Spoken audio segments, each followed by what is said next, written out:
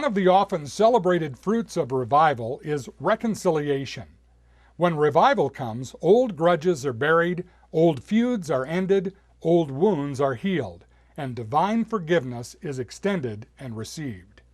Mercy and grace and the love of God permeates the atmosphere of the church and community, so that, as was stated during the Canadian revivals of the 1970s, the people of God walk knee-deep in the love of Christ.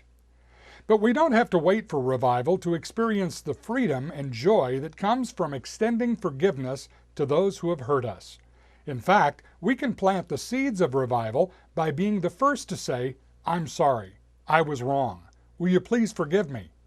Or to say to the offender, "I forgive you as Christ has forgiven me." Sometimes just one person extending forgiveness is all it takes to break the dam and unleash the floodwaters of revival. In 1990, there was a great revival that rocked the community of Alliance, Nebraska. It started out with a routine series of special meetings, but the turning point came when a woman got up in a church meeting, walked across the room, and publicly forgave her ex-husband who had left her for another woman 8 years earlier. That started an awakening that brought over 900 people to Christ. Ephesians 4:32 tells believers to be kind and compassionate and to forgive others as we have been forgiven by Christ.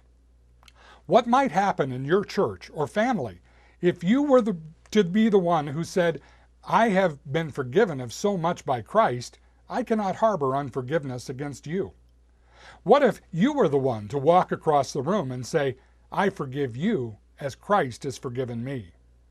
Is God calling you to do that today, so that the floodwaters of revival can wash over your church and your community?